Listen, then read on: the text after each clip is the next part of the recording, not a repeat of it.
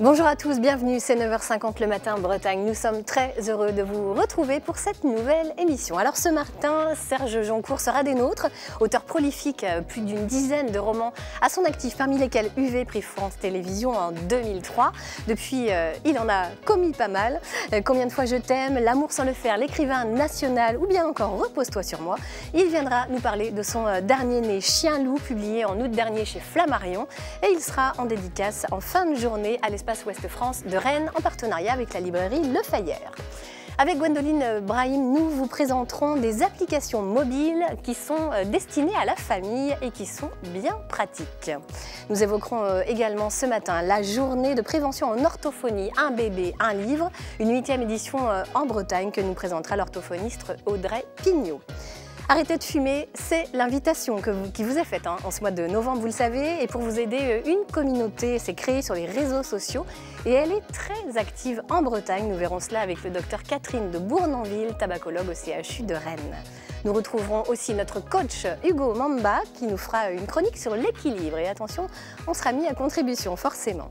Et puis le groupe 3 Cafés Gourmands qui nous fait l'honneur d'être avec nous. Leur premier album, Un air de rien, sorti seulement en octobre et qui est déjà disque d'or. Et oui, nous sommes très heureux de les recevoir. Sans oublier l'ami Billy que nous retrouverons à la SPA de Rennes avec de nouveaux compagnons à adopter. Voilà, il y en a une que moi j'ai adoptée depuis très longtemps. C'est vous, ma chère Catherine. Bonjour, comment ça va? Ça va bien, ça va bien. Bon. Alors, bonne nouvelle, moins bonne nouvelle? On va pas se le cacher, ça reste un temps de novembre, mais il y a quand même des éclaircies. Il fera jusqu'à 16 degrés à Rennes et jusqu'à 13 degrés, où ça, à Tulle, en Corrèze. Ah. D'où viennent nos invités? Eh bien oui, le groupe 3 Cafés Gourmands, leur chère Corrèze, à laquelle ils sont très attachés, comme nous, Bretons, à notre Bretagne, forcément. Allez, autant de bonnes raisons de rester avec nous. Vos questions, vos réactions, on les attend sur la page Facebook de France 3 Bretagne, où cette émission est diffusée en live. À tout de suite.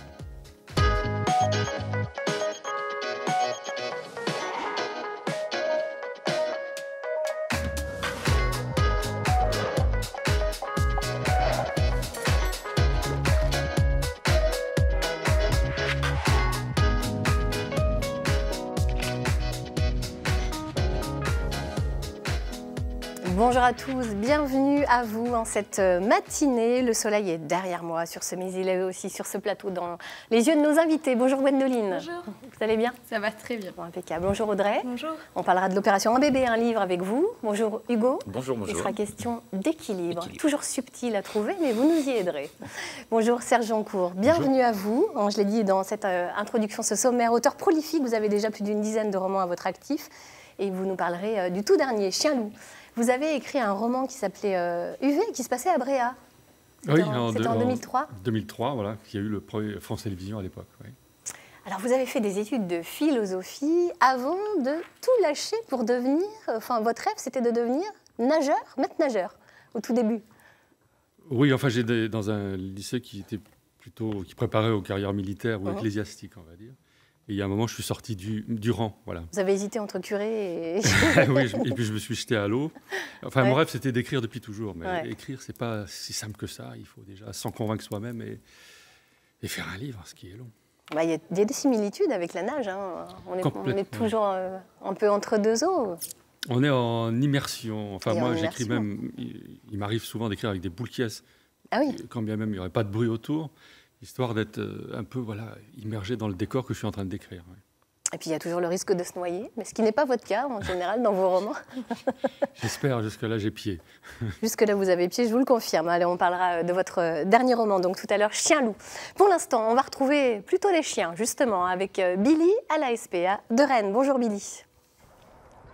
Bonjour Laurence, bonjour tout le monde. Nous sommes aujourd'hui de retour au refuge de la SPA de la Route de l'Orient à Rennes, en Ille-et-Vilaine, avec notre amie Jennifer. Tu vas bien? Oui, ça va, merci. Alors cette semaine, nous avons le petit Thanos. Thanos, bonjour bonhomme.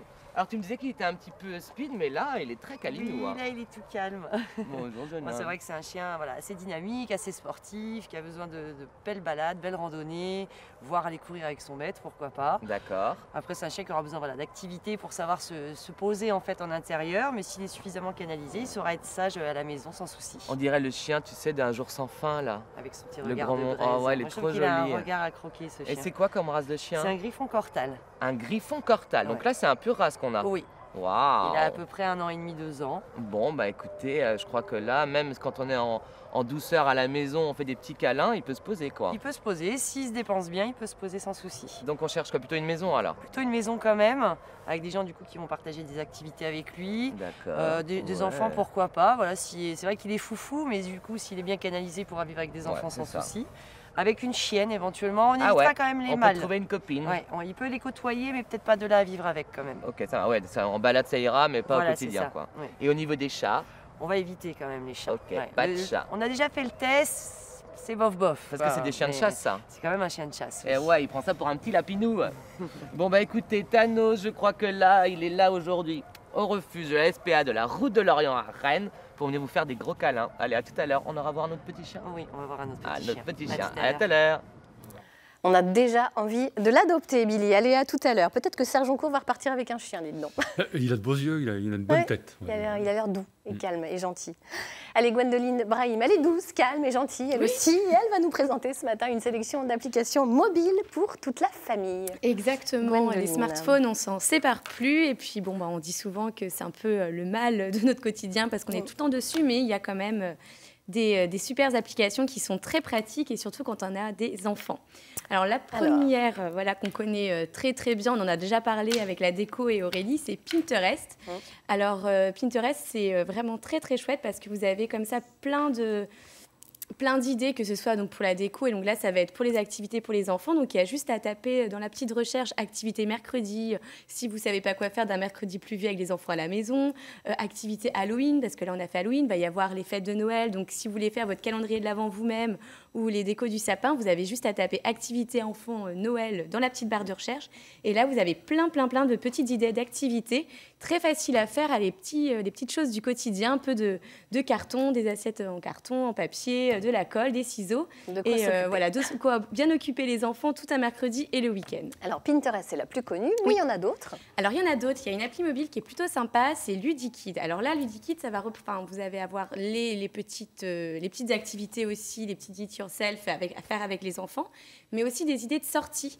Donc ça peut être des petites expos faites pour les enfants dans votre région, ça peut être des idées de sortie, des concerts pour les enfants, des pièces de théâtre. Vous avez vraiment plein d'idées de sortie comme ça à faire avec les enfants, parce qu'on n'a pas toujours l'idée ou l'envie d'aller fouiller, après regarder ce qu'il y a à faire dans notre ville, ou les sorties, les concerts, les petits événements. Alors là, ça regroupe vraiment tout ce que vous allez pouvoir faire avec les enfants dans la ville, et c'est plutôt sympa. C'est pratique. Alors, autre sujet qui est toujours très important pour les enfants, qu'est-ce qu'on mange?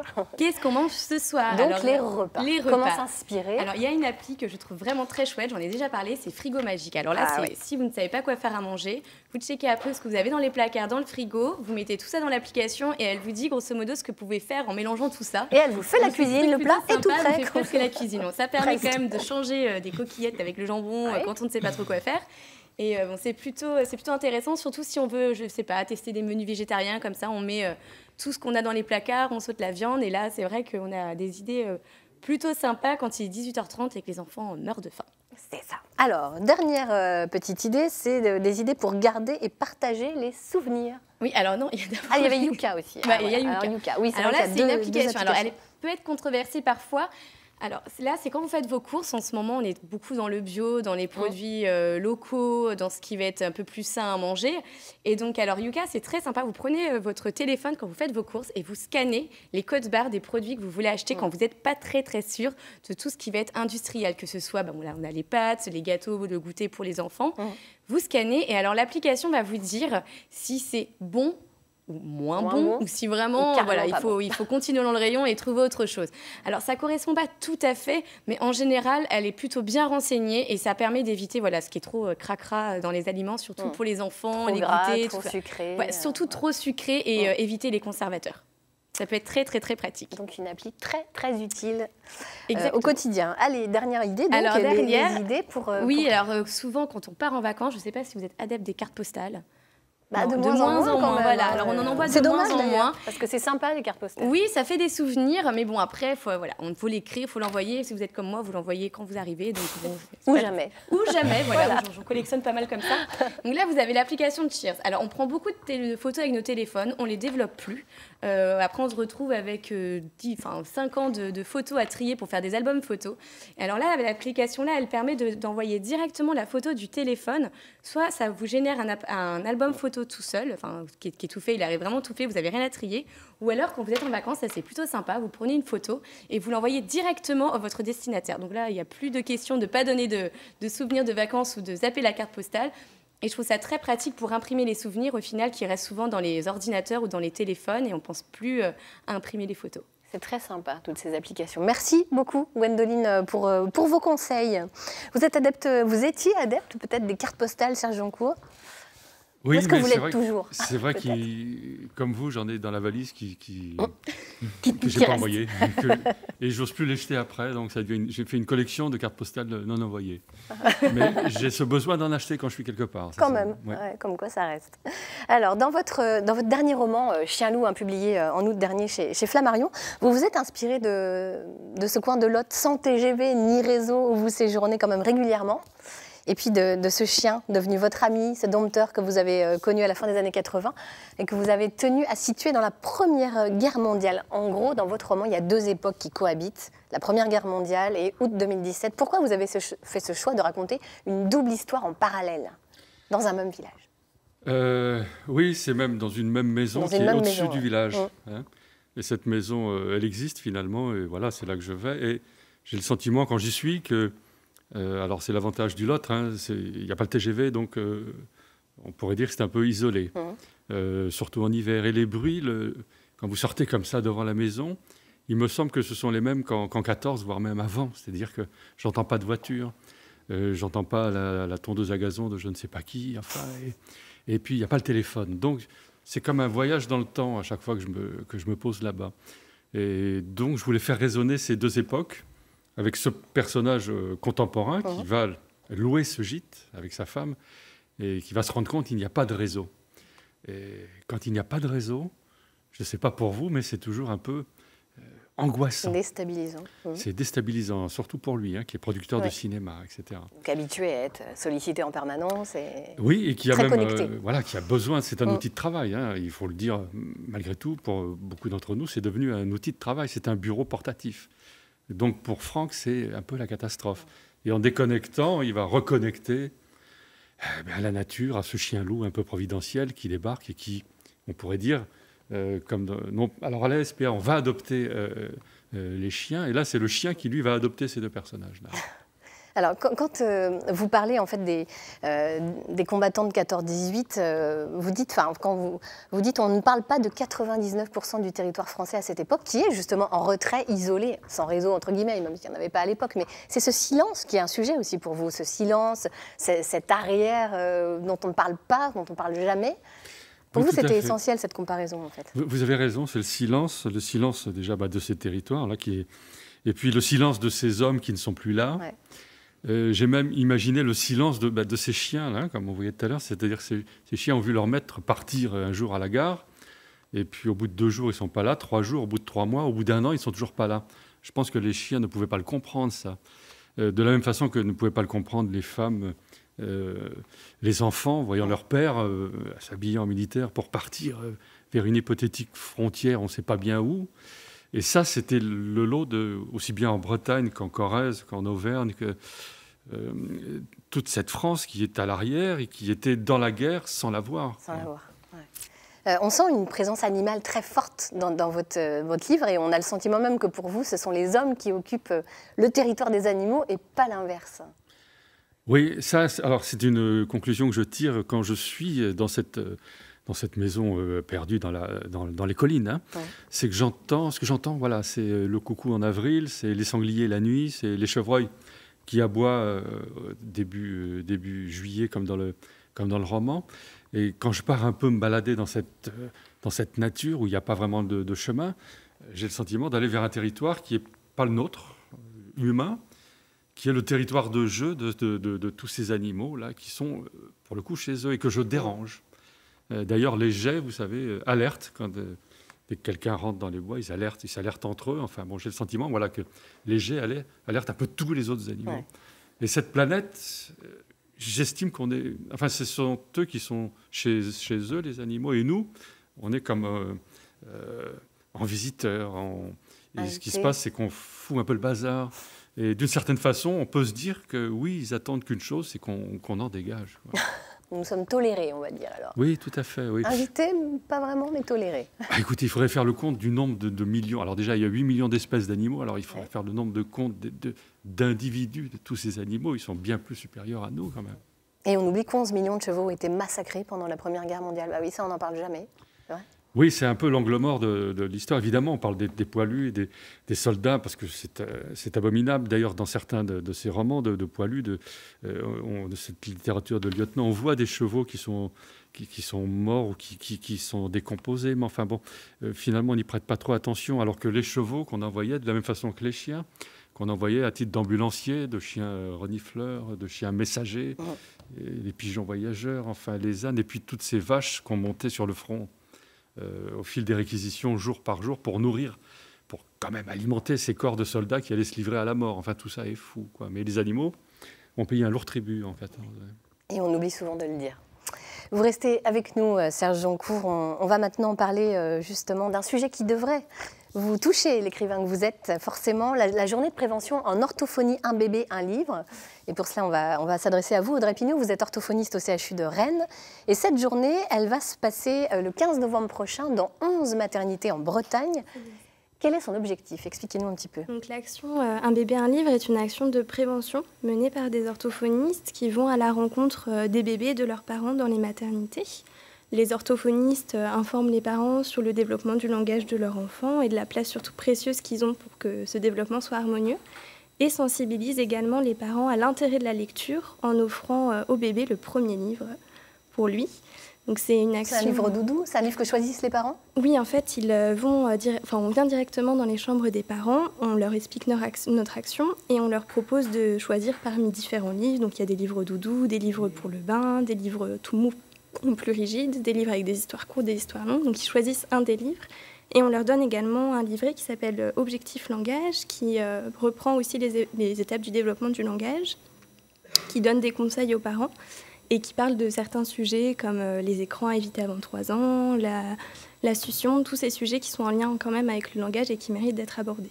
Alors cette action, en fait, elle est née d'un constat fait par des orthophonistes et qui est très intéressant, c'est que nous parlons deux langues, la langue des faits et la langue du récit. Oui, tout à fait. Alors expliquez-nous un petit peu cette différence et en quoi ça, justement, ça impacte le développement dès la toute petite enfance, en fait. Dans un livre, on va avoir un langage qui va être beaucoup plus spécifique, vraiment plus structuré, plus narratif, avec un vocabulaire adapté. Quand on lit une histoire, on va avoir vraiment des intonations qui seront variées, un rythme, une mélodie, une musicalité du langage qui n'est pas retrouvée dans la langue de tous les jours. Donc ça va vraiment aussi donner un exemple aux enfants d'un langage différent qui est plus structuré.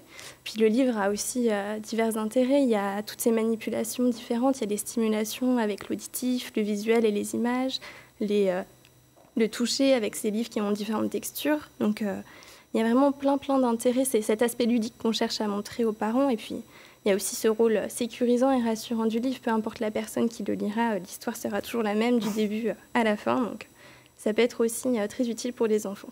Alors, si on veut s'informer un petit peu plus, il y a un site internet, c'est www.info-langage.org. Oui.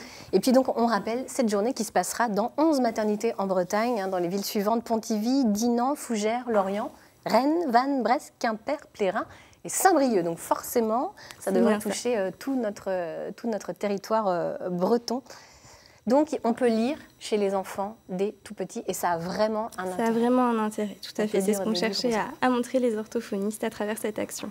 Vous le saviez, ça, vous, Serge Joncour, en tant qu'écrivain. Est-ce que tout petit, on vous a lu des histoires? Tout petit, je ne sais pas. Bébé, je ne sais pas, mais enfin, oui. Et je buvais vos paroles, ça fait un bien fou d'entendre ça. Parce que c'est vrai qu'il faut... Alors l'écran, c'est formidable, c'est magique. Vous ne préconisez pas avant 3 ans? Oui, pas avant 3 ans. Oui, vraiment, je crois qu'il faut faire attention à ça. Bon, c'est tout neuf dans l'histoire de la civilisation, de l'humanité, cet écran-là. On ne sait pas bien. Peut-être que dans 10 ans, on dira que finalement c'est dangereux, comme l'amiante, vous savez, il ne faut plus y toucher. Alors que le livre, à coup sûr, dans 10 ans, dans 20 ans, dans un siècle, il n'y a pas de danger. Et comme vous le disiez, ça ouvre tous les sens. Effectivement, le toucher, le fait de... Mais en même temps, dans un roman comme celui-ci, moi, je parle d'odeur, je parle de sensation. Et ça, il n'y a que la lecture, la littérature qui peut le faire. Mais qu'est-ce que c'est agréable de s'entendre lire. Merci à vous. Oui, merci beaucoup. Merci Audrey d'être venue nous présenter cette belle action, Un bébé, un livre. On va maintenant parler d'équilibre. On ne fait que ça depuis le début de cette émission, mais alors là, on va vraiment rentrer au cœur du sujet avec vous, Hugo Mamba. Effectivement, l'équilibre qu'on peut définir comme la perception consciente ou non des différentes parties de son corps, un équilibre qui va se faire du fait de capteurs sensoriels. Donc l'équilibre, ça va être important de le travailler à tous âges. Quand on est jeune, on le développe. Et au fil du temps, on va essayer de le maintenir parce que chez les personnes âgées, les chutes, ça peut causer des dégâts, souvent avec des conséquences assez dramatiques. Donc aujourd'hui, je vais vous présenter quelques exercices d'équilibre à faire chez vous à tous âges, pour nous et pour les plus âgés. Allez, donc, Laurent, on y va, c'est parti. Je suis réquisitionnée. À me servir de cobaye. Donc première situation, ça va être une situation plutôt pour nous, pour Catherine par exemple, qui s'ennuie parfois juste derrière son pupitre. Elle ne s'ennuie jamais. Et qui a besoin de travailler son équilibre. Donc une première situation qui va être assez simple, on va être pieds joints, tu restes de face, Laurence et moi de profil pour bien montrer ce qu'on voudrait. Et on va décoller les talons. Allez, hop. Pendant 20 secondes à 1 minute, on ne le fera que pendant quelques secondes, juste pour faire la démo. Yeux ouverts ou yeux fermés pour augmenter la difficulté qu'on a déjà maîtrisé cette situation. Et plus tard, sur surface instable, comme sur son lit par exemple. D'accord. Deuxième situation que j'ai proposée ce matin, un peu plus complexe, équilibre sur une jambe. Donc là, on va simplement rester sur un appui, lever un genou et s'équilibrer. Parfait, Laurence. Et pour augmenter la difficulté, une fois qu'on l'aura maîtrisé, yeux fermés, également sur le lit, surface instable, pour progresser davantage. Donc également à faire pendant 20 secondes quand on débute, puis 1 minute quand on maîtrise parfaitement. Donc la situation que je viens de montrer, c'est une situation pour les actifs. Situation pour les seniors. Première situation, on a des petits plots juste par ici, ça tombe bien, on va en mettre 3. Là, on va plutôt parler d'équilibre dynamique. Évidemment, ce qu'on vient de faire ne serait pas adapté pour un octogénaire, par exemple. Non, pas vraiment. Donc, là, ce qu'on va faire, c'est de l'équilibre dynamique, donc du slalom. Allez, je vous suis. Voilà. C'est ça l'idée. On passe dans les plots, en slalom. Allez, on va en faire 2. C'est Catherine n'a pas l'air convaincue du truc. Catherine, ça vous pas envie qu'on vous demande de venir nous, on le fait très vite, mais il faut savoir que chez les plus anciens, là, juste le fait de devoir prendre un virage sur la gauche ou sur la droite, c'est assez compliqué et ça leur permet de développer ce fameux équilibre. Laurence, c'est plutôt pas mal. Ça va, allez. Une dernière situation. Voilà. Toujours sur de l'équilibre dynamique. Donc, ce que je viens de présenter, à faire 5 ou 6 fois, 2 fois par semaine, c'est pas mal. Donc, n'hésitez pas, si vous connaissez des anciens. Voilà. Ramener avec ses plots. Vous rentrez le soir, une petite ligne, ça fonctionne. Une petite ligne, vous êtes comme ça, vous, d'accord. On la trace, allez, c'est pas. On est sur le service public, je rappelle. Laurence. Attention, Laurence est en train de perdre le contrôle. Donc, situation suivante, on va simplement se déplacer sur la ligne, Laurence. Je commence. En aller-retour. Pas de problème. Voilà. Donc, toi qui étais une ancienne mannequin, tu devrais être bien maîtriser l'exercice. Bien sûr, du haut de mes 1m60. Donc, j'avance et ensuite, je recule. Voilà. Ah bien, on va rester sérieux un peu, Catherine. Je promets Laurence, pas de faire. C'est parti. Alors, en avant, ok. Et tel agent. En arrière, je promets pas de faire la même chose un samedi soir. Mais bon, très bien. Voilà, on est pas mal. Donc voilà les 2-3 situations que je tenais à présenter ce matin. L'équilibre qui est très bon pour la santé, comme le rire également. Hein. Ah ben là, voilà, très bien, ça permet d'être de bonne humeur, de travailler un petit peu ses abdominaux. Peut-être essayer cette situation. Je crois que Serge a envie d'essayer. Ah oui, on voit bien qu'il y a une volonté de... Voilà.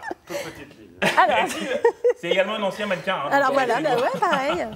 Serge Joncourt teste les exercices du Hugo Mamba. Et la petite marche arrière. Impeccable. Il a les yeux fermés, hein, non? Non.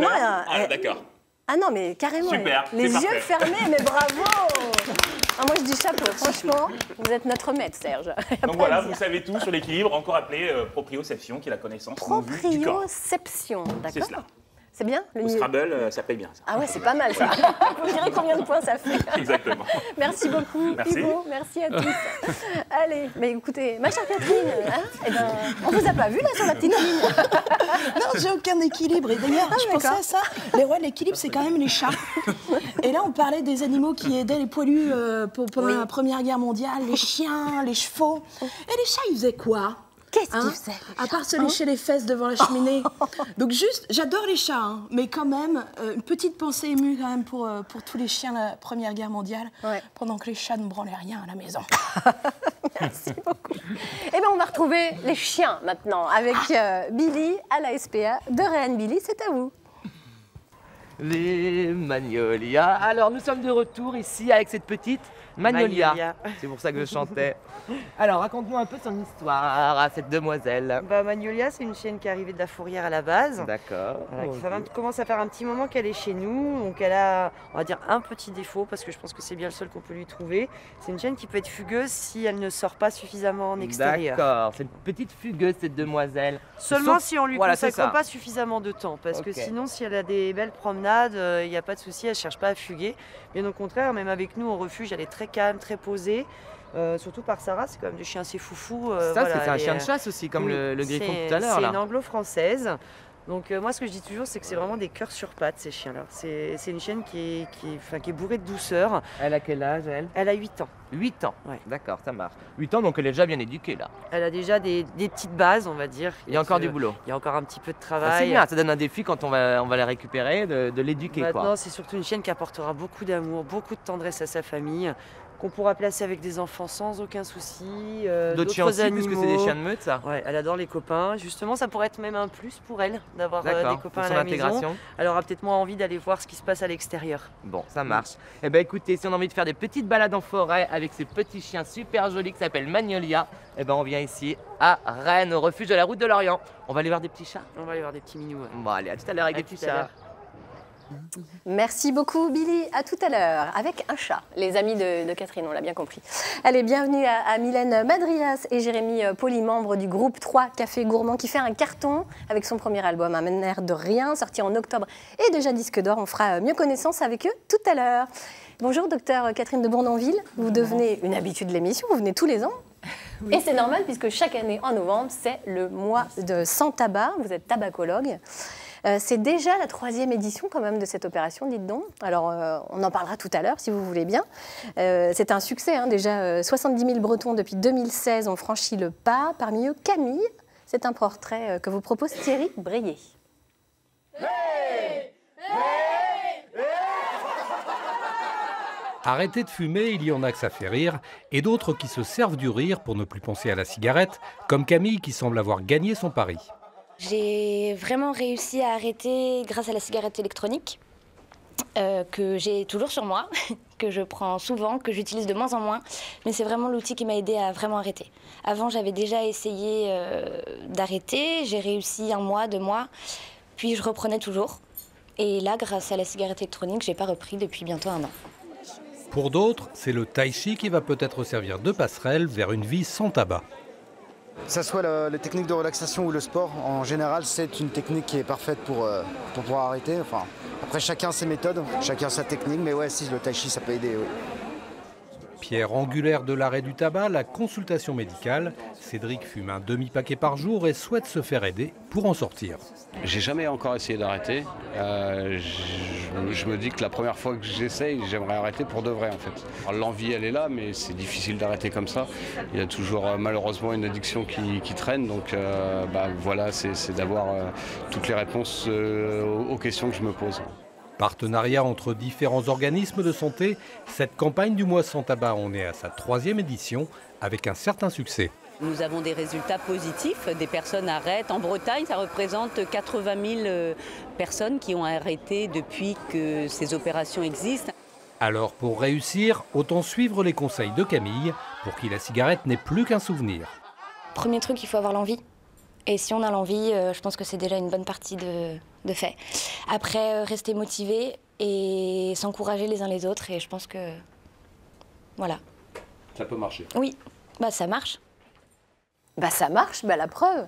L'envie, la motivation, ce sont les clés du succès. Finalement, Camille a raison, docteur de Bournonville, ou pas? Mais oui, ça marche. Je dirais aussi la solidarité, c'est-à-dire que ce que disait Camille et qui est très vrai, c'est qu'il vaut mieux pas être tout seul et que le pari du mois sans tabac, c'est justement, on arrête ensemble. Ensemble. Ouais. Alors c'est la 3e édition, on l'a dit dans le reportage, il y a plus de 70 000 Bretons qui ont déjà arrêté de fumer, c'est un vrai succès. Ils sont encore nombreux cette année inscrits à cette opération. On va regarder le spot de cette édition 2018 et puis on rentre dans le détail juste après.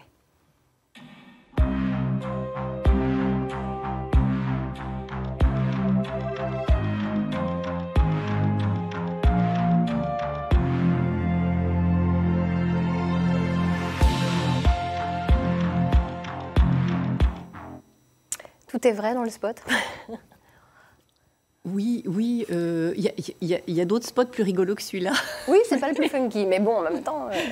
Celui-là, il fait une pub gentille. Après, c'est aussi une galère d'arrêter de fumer. Donc, c'est pour ça que autant se faire aider.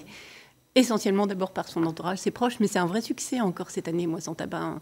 Je crois que l'année dernière, il y avait à peu près 160 000 inscrits sur toute la France. Et là, j'ai regardé dimanche soir, il y avait 230 000 inscrits. 230 000. Donc, il y a pas mal de personnes qui se lancent dans l'aventure, en fait. Preuve que voilà, ça suscite un intérêt. Et puis que je pense que beaucoup de personnes ont compris qu'au final, ça fait du bien. Ça fait du bien et chacun doit trouver sa motivation. C'est ce que vous disiez, il n'y a pas une motivation, c'est vraiment une motivation, une personne. Voilà. Enfin, oui, c'est ça. Après, c'est pas interdit d'aller piocher dans les motivations des autres quand on a du mal à en trouver. Puis, c'est pas interdit aussi de se lancer dans l'expérience sans trop savoir ce que ça va nous apporter. Et puis, de découvrir qu'au final, c'est pas que des économies. C'est peut-être aussi, voilà, yes, j'ai réussi. C'est peut-être aussi... Ce matin, je lisais sur un groupe Facebook qui s'appelle Les Bretons, Mois sans tabac, des personnes qui disaient mais c'est bizarre, depuis que j'ai arrêté de fumer, je me rends compte qu'il y a des choses que je ne supporte pas, il y a des choses dans ma vie qui sont injustes et que je ne supporte pas. Et une autre personne répondait oui, parce que la cigarette, c'est un moyen très bien de mettre un petit mouchoir sur toutes les choses insupportables. Et quand on enlève le petit mouchoir, enfin, on peut dire non, c'est insupportable. Ça fait des petits changements dans la vie. Oui, ça bouleverse les choses, effectivement. Alors, est-ce qu'on se sent plus fort, justement, quand on essaye d'arrêter ensemble? Parce que c'est ça aussi un peu le leitmotiv de ce Mois sans tabac. Les communautés, finalement, c'est ce qui peut nous aider vraiment à arrêter. Oui, et ça, c'est vraiment un phénomène qui émerge. C'est-à-dire que, alors, les groupes genre j'arrête de fumer anonyme, ça n'existe pas, ça ne prend pas. Il y a ça pour d'autres addictions. En physique, ça ne prend pas très, très bien pour le tabac. Par contre, en réseaux sociaux, donc en virtuel, ça prend très bien et ça émerge. Et c'est un vrai avantage pour les gens qui veulent arrêter de fumer de pouvoir rejoindre ces réseaux sociaux. Alors, tout le monde ne fonctionne pas avec des réseaux sociaux, mais quand on va dire un bon feeling pour le réseau social, c'est un plus. Ça peut être le marchepied, on va dire, vers il y a les témoignages des gens qui s'arrêtent de fumer.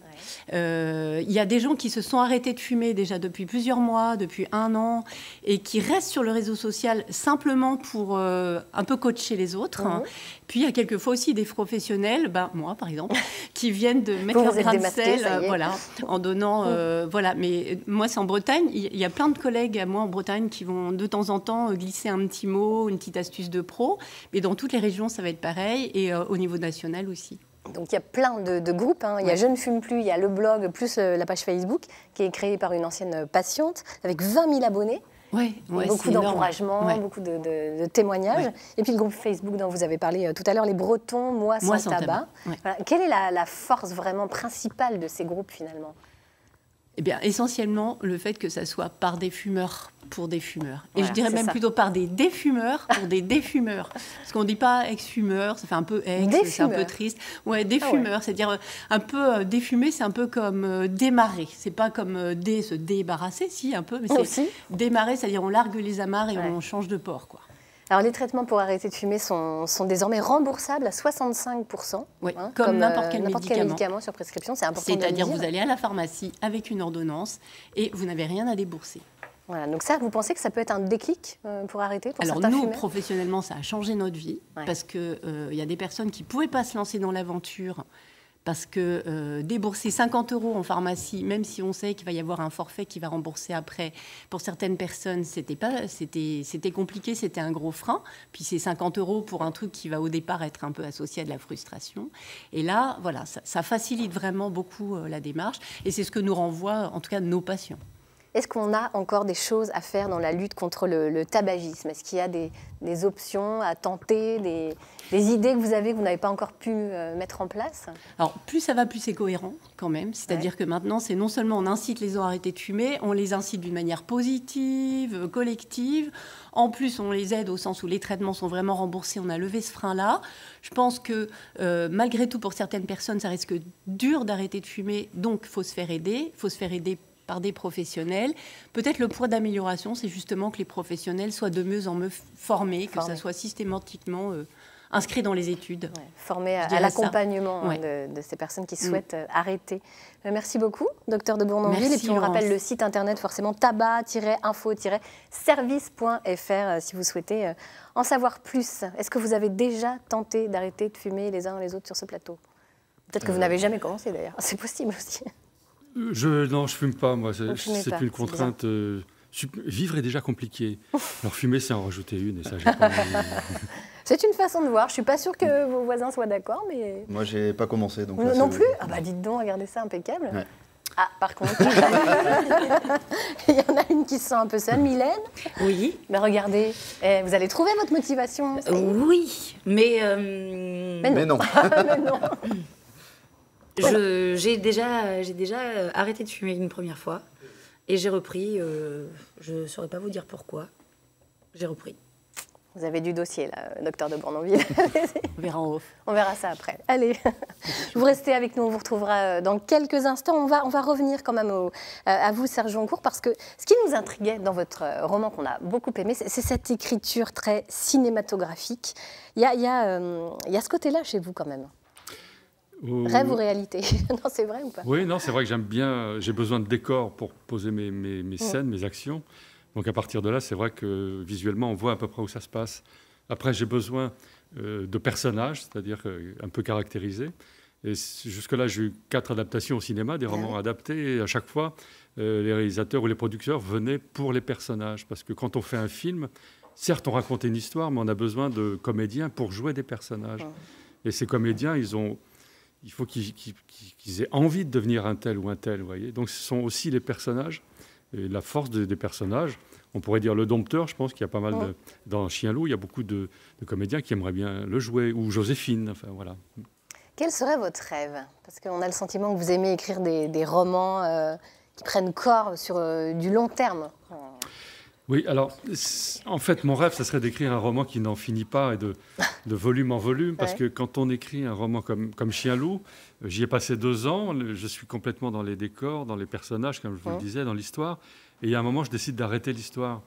Et c'est très cruel pour moi. C'est pire que d'arrêter de fumer. Hein. Ça, je pense que c'est... Je vous assure que c'est pas simple. Non, mais je suis sûre, il y a une forme d'addiction à vos personnages quelque part. Oui, pour moi, écrire un roman, c'est l'écrire à plein temps, d'une certaine façon. C'est y penser comme une double vie ou une seconde vie.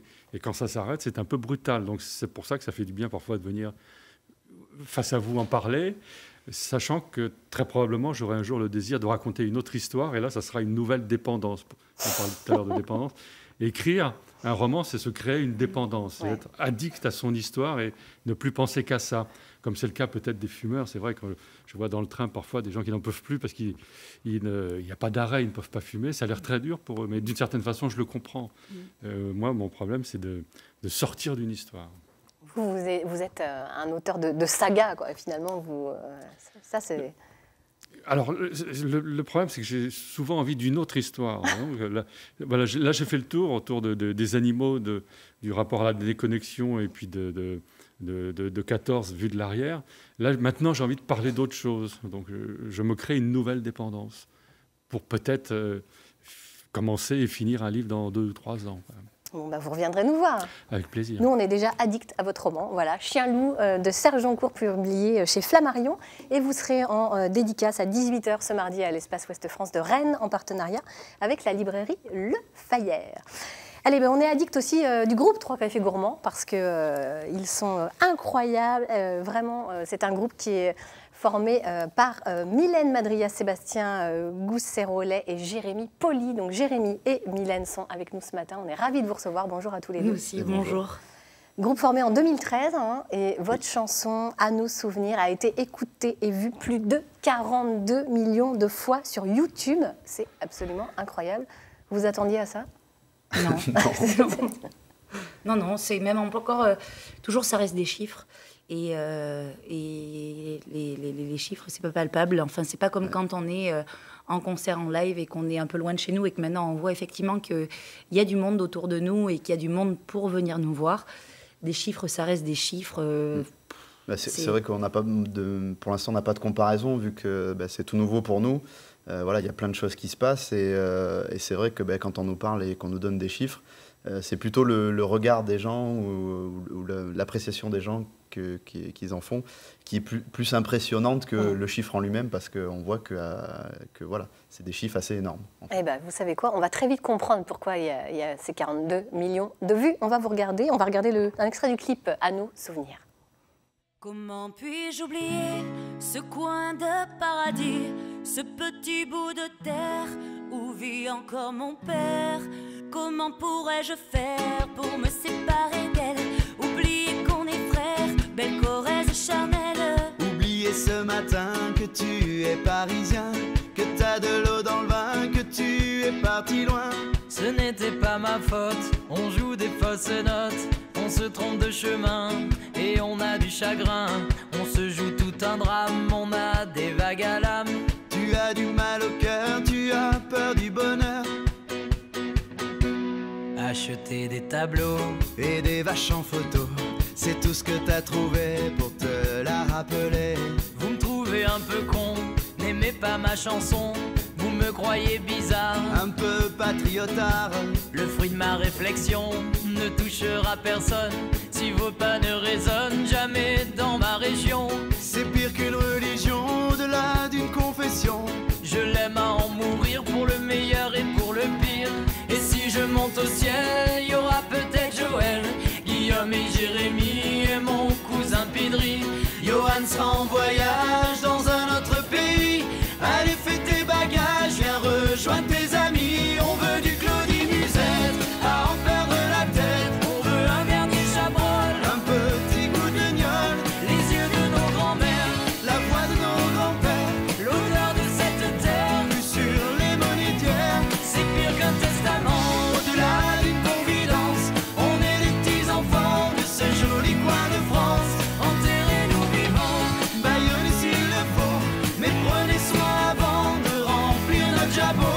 La relève est pour toi, notre petit Lucas. On te laisse en héritage la piste, nous on dégage. Le temps nous a gâtés, on en a bien profité. On a des souvenirs en tête, ce soir faisons la fête. Allez, retour à ce groupe, à nos 3 cafés gourmands. L'extrait du clip, c'était À nos souvenirs, et c'est l'album Un air de rien qui est déjà disque d'or, sorti en octobre dernier. C'est complètement fou. On a envie de faire un peu mieux connaissance avec vous quand même. Vous êtes de Corrèze. Oui. Vous êtes 3 copains d'enfance. Elle remonte à quand cette amitié? La maternelle, le collège, le lycée? Oui, en fait, on n'a pas choisi de se rencontrer.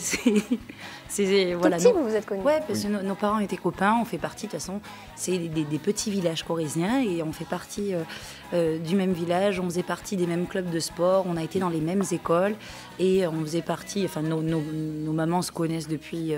Donc, on s'est toujours connus.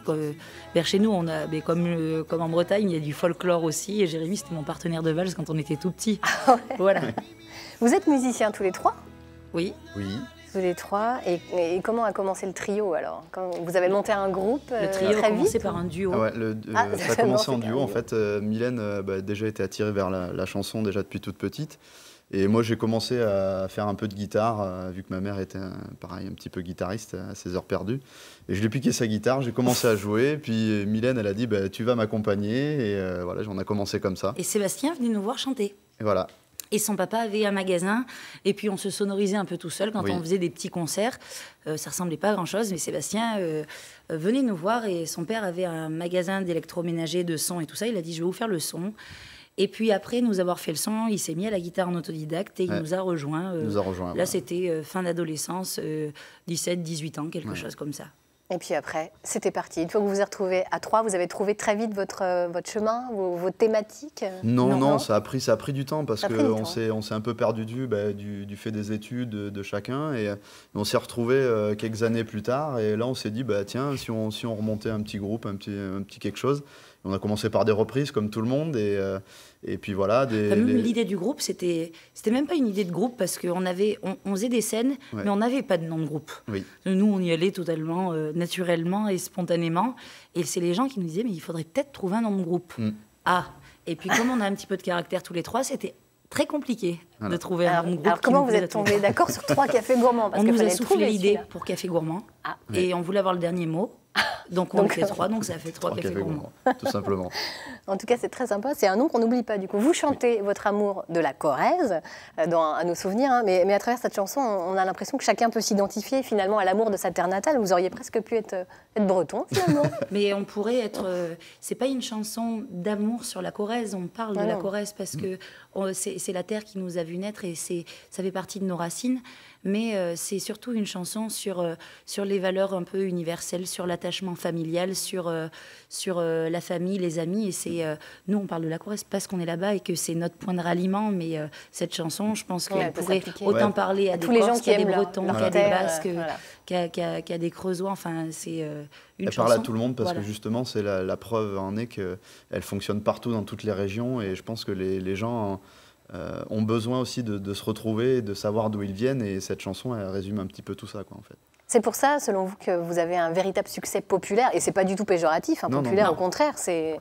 Ah non, pas du tout, et puis nous, on est contents, parce que c'est aussi de là d'où on vient d'une petite campagne, et on en est fiers, et voilà, on a passé de très bons moments là-bas, et c'est justement ces moments-là qu'on essaye de retranscrire dans notre musique.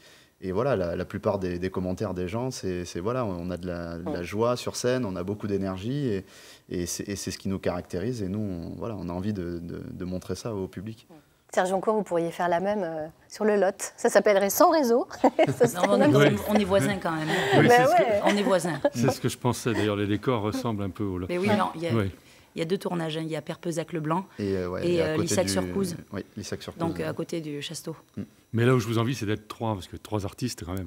Ah bah ça. Oui. Ça c'est l'avantage aussi qu'on a, parce que on est similaires sur pas mal de choses, et heureusement. Mais par contre, on a chacun nos personnalités et nos influences différentes. Donc forcément, quand on regroupe le tout au service d'un projet, donc le projet 3 Cafés Gourmands, ça donne quelque chose de plutôt singulier. Alors là, on parlait de cette chanson à nos souvenirs, mais dans votre album, il n'y a pas que ça, il y a aussi parfois de la nostalgie dans vos chansons. Il y a de la joie, mais il y a aussi de la nostalgie. Et puis il y a celle de l'enfance, notamment. Oui. On pourrait presque vous comparer à Benabar quand il chante « Quatre murs et un toit ». Ça aussi, ça vous inspire? Les chanteurs français en général, parce que nous, on vient particulièrement de la chanson française, qu'elle soit populaire ou qu'elle le soit un peu moins. On le dit dans une de nos chansons, quelle richesse que notre langue et puis les livres. On n'aura pas la prétention d'être des Boris Vian ou autre chose, mais on essaye quand même de faire en sorte que la langue française soit un petit peu remise à l'honneur, parce que c'est important de parler notre belle langue, et puis de faire en sorte qu'elle soit mise en avant. Donc c'est ce qu'on essaye de faire. Qui écrit les textes? Sébastien, la plupart. Ouais. Le prof de maths, qui n'est pas là. Le prof de maths. Alors, c'est ça qui est incroyable, c'est que vous avez un autre métier à côté. Oui. Enfin, vous, Mylène, vous êtes artiste de formation, mais par contre, vous, Jérémy et puis Sébastien, qui est donc prof de maths, vous avez un autre métier. Comment vous faites pour gérer la promo en parallèle? Est-ce que vous avez un employeur compréhensif? Oui, j'ai un employeur qui est très compréhensif, et voilà, j'ai réussi à un petit peu m'arranger avec eux pour justement caler tout ça. Mais en fait, ça a été tellement vite, tellement rapide que du coup, on n'a pas pu prendre nos dispositions, Sébastien comme moi. Et du coup, et en plus, on a la chance que ça fonctionne du feu de Dieu. Donc, c'est vrai que c'est tellement... C'est tellement improbable soudain, et soudain ce qui nous arrive que ça nous fait avoir un emploi du temps assez chargé, mais bon, on y arrive. On imagine bien. La preuve, on est ici en Bretagne, donc... on est très très heureux de vous avoir avec nous. C'est notre première en Bretagne. C'est pas tout à fait notre première. On a fait un concert l'an dernier en Bretagne, qui était complet. On a été très bien accueillis, à Sens de Bretagne d'ailleurs. On les embrasse bien fort. On avait hâte de revenir parce que c'est une très belle région, et on aime bien aussi parce que je pense qu'il y a ce côté peut-être un petit peu communautaire de la Bretagne qui nous rappelle un petit peu notre Corrèze aussi. Donc, on vous confirme. On doit dire. Non, mais en plus, le concert qu'on a fait l'an dernier, ça devait être début mars. Oui. C'était notre premier concert loin de chez nous. Oui, tout à fait. C'était la première fois vraiment qu'on partait loin. mais vous êtes chez vous, ici. Vous êtes à la maison, un petit peu, 3 cafés gourmands, et puis vous serez donc à Brest et à Rennes en mars et en avril prochain, mais c'est déjà complet. Eh bien, désolé, mais faudra vous écouter sur YouTube ou sur l'album, et puis vous revenez nous voir quand vous voulez. Merci beaucoup. Merci beaucoup d'être venu. On va retrouver, allez, notre ami Billy à la SPA, cette fois-ci, il va nous présenter un petit chat. Alors, pour terminer cette matinée, nous sommes en compagnie de... Mika, et non pas Maki, on s'est trompé tout de suite, c'était Mika. Alors, ce petit jeune homme, moi j'ai dit que c'était un kumquat, mais tu m'as dit non, Billy, on ne dit pas un kumquat, c'est la race des chats. Les Maine Coon. Donc voilà, alors dis-moi un peu, il pourrait ressembler effectivement parce que c'est un gros chat, mais c'est surtout un Européen, donc avec un beau poil long. Oui, il est hyper doux. Hein. Il a 2 ans, donc c'est un amour de chat, voilà, qui peut s'adapter aussi bien en maison qu'en appartement. D'accord. Très câlin, très joueur. En appartement, voilà, vaudra mieux quand même qu'il ait des jouets. Un arbre à chat, des petits jouets partout. Stimuler aussi pour qu'il joue un petit peu, pour éviter justement qu'il fasse des bêtises dans l'appartement. Non, mais il est hyper élégant, avec ses petites pattes blanches comme ça, on dirait qu'il a des petites chaussettes. Donc, dans un appartement, une maison, on s'en fout. Oui, des enfants aussi, voilà, du moment qu'on lui consacre du temps pour le jeu, pour les câlins sur le canapé, les ronrons. Plein d'amour, quoi. C'est ça. Et quel âge il a, on a dit 2 ans. 2 ans. Eh bien, écoutez, ce petit Mika, il est là. Merci beaucoup pour cette matinée. Merci à vous. On se retrouve la semaine prochaine, toujours ici au refuge de la SPA à Rennes, à la route de l'Orient. Allez, à bientôt. À bientôt. Merci beaucoup, Billy. Eh bien, écoutez, c'est déjà la fin de cette émission. Et Catherine nous a déjà rejoint pour le débriefing. Oui, j'adore les chats, vraiment. J'adore les chats. Enfin non, vous les aimez pas trop. J'adore les chats, mais je suis vraiment team chien. Et d'ailleurs, vous parlez d'arrêt du tabac. Mylène, je vous conseille parce qu'on retrouve toute l'acuité olfactive et sensorielle. J'ai presque mes origines labrador qui reviennent. Et comme ça, on se rend compte que notre chien pue. C'est ça. C'est comme ça, on se rend compte que notre chien pue. Ah non, c'est vrai. Oui, il y a des... Mais bon, vous voyez, il y a les sens qui reviennent. On a presque envie de courir après une balle. Non, quand même pas.